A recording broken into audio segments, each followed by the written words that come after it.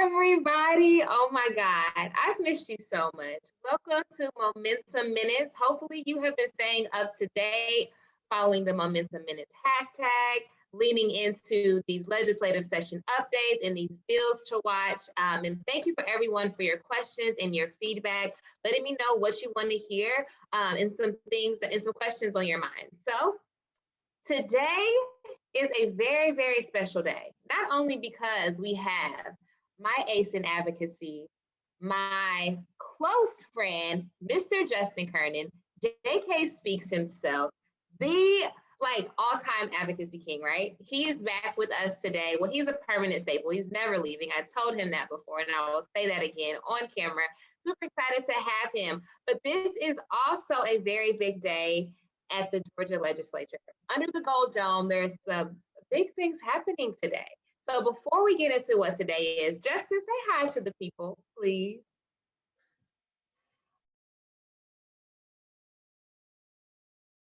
I'm really struggling today because my energy doesn't match yours, and I need to really get that together. But I'll just say, hey everybody, glad to be here doing the video. Glad you've been paying attention. Glad you've been sharing it and asking questions, and just thank you for all of the support. Well, look, let me tell you this. We pray before every Momentum Minutes because God, but God, okay? And so, yes, just God. And so, look, we're going to get this energy together. It's great. So, as I said, it's a very important day at the Capitol. But before we get to that day, let me give a quick by the numbers update. So, according to the AJC, over 1,000 bills have been introduced in this session alone. 1,002 bills to be specific. 141 bills have been passed by the House. The Senate has passed 90. 3 have already been sent to the governor, and 2 have already been signed into law. Things are moving quickly, very, very quickly. But today is a day. I keep talking about this day. Let me just play a quick intro song to get you into what this day is. Justin doesn't know I'm going to play this.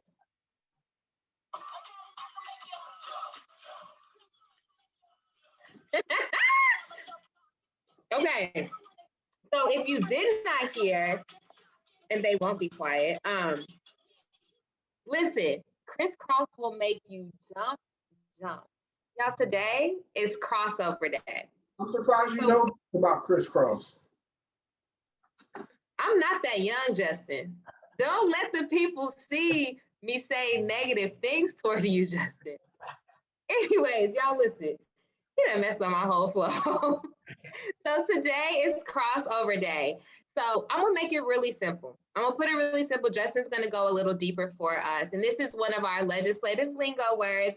So crossover day is very, very, very important because if a bill doesn't get enough votes to pass or hasn't already passed from its chamber of origin and go into the other, cross over literally into the other chamber, it will not become law. That's very simply put. So obviously that's a very big deal. Justin, give us a little more context around crossover day and the importance of it. Gladly. So crossover day this year is on the 28th day of the legislative session. And so up until now, the individual chambers have been voting to try to get bills out of their chamber in order to go to the other side. Because as we discussed in the previous video, in order for a bill to become law, it has to pass through both chambers before making its way to the governor's desk. And so that's the process we're in today. So we're expecting crossover day to be a very long day. You have several controversial bills that are going to be debated on the floor of their respective chambers. So it's going to be a late day. It's a lot going on today because this is the final day to get those bills over. Now, are there some other ways? Yeah, us lobbyists have some unique ways to revive certain pieces of legislation and to try to find ways, but for the most part, this is the last opportunity to get bills out of the chamber of origin and cross over to the other side. Woo, it's a lot on the line, pal. A lot on the line. A lot going on. Okay, so we are going, like Justin said, he himself as a lobbyist, he's going to be up very late tonight, looking and seeing what crosses over. So let's just give a quick update of some of the bills that Justin alluded to. I'm going to start with the voting bills, a lot of them very heavy, even making national news. And Justin's going to cover some of the criminal justice bills. public safety bills that we're looking at. And then we have a couple fun bills that I didn't really know much about until I took a deep dive. So really quickly for the voting bills, hopefully you were able to check out the slider that we put up a couple of days ago, earlier this week, HB 531. This is an omnibus bill, which means a lot of tiny issues in one big bill. Tiny, I shouldn't even say tiny because they're very controversial and they're very big to our infrastructure and to our voting infrastructure. But really, it has a lot of stuff going on. But 531, it can limit early voting on the weekends, adds ID requirements for absentee or vote by mail applications, and then it can set deadlines, if made law, to request absentee ballots. These are a lot of things. Like, opponents to this bill are saying that it is, discriminatory, that is prohibiting access to the ballot box. It's very heavy legislation. Now, it has already made it out of the House. So Justin, what does that mean? Like, when we say it's made it out of the House? That means that it has gone through a subcommittee, a full committee, the Rules Committee, and it has been voted for on the House floor. So that means it has gotten at least the minimum constitutional requirement for votes, which on the House side is 91 votes in order to pass. And so now it has to go through that same exact process on the Senate side. Yes. So this has technically already crossed over before crossover day, which is it's big. It's moving quickly, guys. So if you feel strongly against this bill or you support this bill, we are definitely nonpartisan on Momentum Minutes, but however you feel, you need to contact your senators. There is still time for the life of this bill to determine what happens. So contact your senators. That's where the civic engagement happens. All right. So let's move into a couple more voting bills. So we have Senate Bill 241. So that's on the Senate side. So that too is an omnibus bill. A lot of things in one bill. It does a lot, but here are some of the top 5 things it would do. In no excuse absentee voting, requires ID for absentee, ends automatic voter registration at the DMV, creates a voting fraud line to the Attorney General's office, and it allows the state to take over low-performing county election boards. All right. So those are the 2 big omnibus bills. What you think, just because I just saw your face? That bill is a lot. There's a lot of nuances. You just named the top 5. It does even more than what you mentioned, which means it's a complete overhaul of our bill, of the way that we vote. And the interesting thing about it is some of these policies are fairly new for the state of Georgia and were instituted by Governor Kemp, such as the Department of Motor Vehicles. Actually, I think you alluded to that as far as allowing the automatic voter registration. That was something that was done by the Kemp administration to allow greater access to voting. And now the same party that initiated that is the same party that's trying to take it away. Which provides some very interesting, it will provide for some very interesting conversations, because if it's the governor's idea, it's likely that the governor would want to keep it in there. So a bill that has that in there, I don't know if that's going to be signed by the governor. Yeah. So we will keep you all posted as much as we can, but it's so many different dynamics and things going on behind the scene. It's very interesting. So we have 2 other bills that I want to spotlight.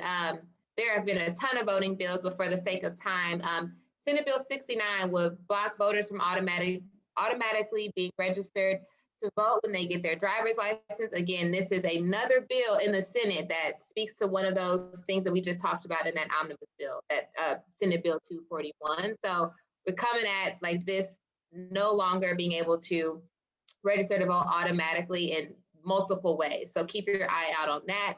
And then we also have Senate Bill 71 that ends no excuse absentee voting and limits it to voters over 75 years old and voters with disabilities or anyone required to be absent from his or her precinct. So no more, I just want to vote by mail. That bill would take, Senate Bill 71 would take that away. So a lot of stuff going on. There are a lot of people on either side that are, really passionately sharing their what they think about the bill, and I definitely encourage you to do the same. We always tell you how to contact your legislators. Up to you to do it. And before before I get on my soapbox and start preaching to y'all, I'm gonna give it to Justin because y'all know I can start preaching. So Justin, let's get into some of these criminal justice public safety bills. Yes, one of the most popular bills that you'll hear about right now is House Bill 479, and that's the repeal of the citizens arrest statute that is on the book still in Georgia. It's an archaic law that comes back. It's an old law that goes back to the former days when we were still had enslaved people in this country, and this was a law that allowed people to capture enslaved people. It's still on the books in Georgia. It has just taken a different twist. House Bill 479 is meant to repeal that, but there's some interesting nuances in that bill. So with that repeal, it will no longer allow private citizens to detain people and then use force. It does create a few carve-outs. So if you own a retail establishment and someone is stealing from your store, you can detain that person while you're waiting for law enforcement, but you have to contact law enforcement. You can't just hold people indefinitely. That's kidnapping. Or, and people can hide behind the citizens arrest statute, but it has a couple of carve-outs. The other interesting thing that this bill does is it actually expands certain police powers. And so as of right now, the way that law enforcement can arrest people outside of their jurisdiction is determined by specific things. This bill actually expands the ability for law enforcement to operate outside of their jurisdiction. And so it was kind of a trade-off by removing private citizens' power to detain people, but increasing police powers. And so there's always different nuances and different points in certain bills that are negotiating points in order to get a bill across the finish line. Another That's bill. Good. That's really good. And I want to just really quickly, I think a lot of people across the state, across the nation, we got an inside look into Georgia citizens arrest law with when our brother Ahmaud Arbery was senselessly murdered. And I think, that's why, but even, to the point you made where there's a lot of give and take, a lot of back and forth, as we work through this. Senate Bill 171, which is called the Safe Communities Act of 2021. And what that bill does is actually increases penalties for people that are participating in unlawful assembly. And so this is meant to target protesters, target protests, increase the penalties for participating in those along certain stipulations. And it's interesting that they use the Safe Communities Act when people are protesting to make their communities safer from certain people. Yeah. So a lot of things going on here, and things are just like you say. So who are you trying to protect? Who are you trying to protect people from? There's one more important bill, and so it's important when we're having these advocacy conversations because there are certain bills out there that are going to be bills that a lot of people are going to want to support, and then there's other bills that people are going to want to, provide some advocacy so that the bill doesn't pass. But Senate Bill 105 would allow someone that has been on probation, that has served more than 3 years on their probation, and have paid their restitution to get off of probation early. Georgia is one of the top states for probation. Like, we've all heard the song, "Come on Vacation, Leave on Probation." That is a reality because of the fact that so many different things are criminalized here. Therefore, we have so many people that are a part of the criminal justice system here in the state. This bill would allow them to get off of that paid probation early, which is a good thing, especially since Georgia is one of the states that have a for-profit private probation system. And so you can take it as an extension of, some people take it, the private probation system that we have here as an extension of slavery, sharecropping. All of those different things are under that same entity to allow people to kind of stay in an oppressive state, which prevents them from increasing their economic status, their civic engagement status, and all of these other different things. And so you have that bill that allows people to get off of that type of probation earlier.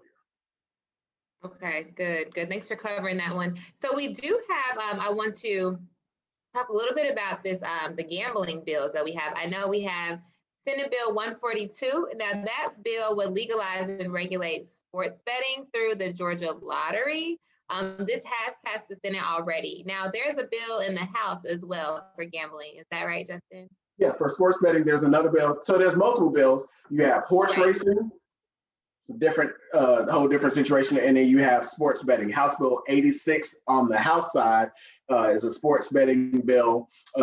Has some similarities to the Senate bill, but one of the big differences in House Bill 86 is Hope Scholarship, and the changes to Hope Scholarship are mentioned in that bill. So there's an expansion of Hope Scholarship to allow for students to have access to a greater amount of funds for that scholarship program. Good.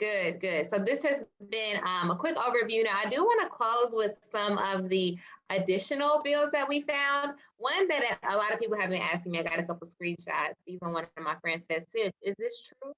So this is Senate Bill 236, and this is what would legalize to-go cocktails forever in Georgia. Like, I know we made a lot of concessions and, changed some laws and policies to do it during the pandemic, but everyone is really excited about this. And you know what? I like my little margarita here and there. So I said, okay, this could work.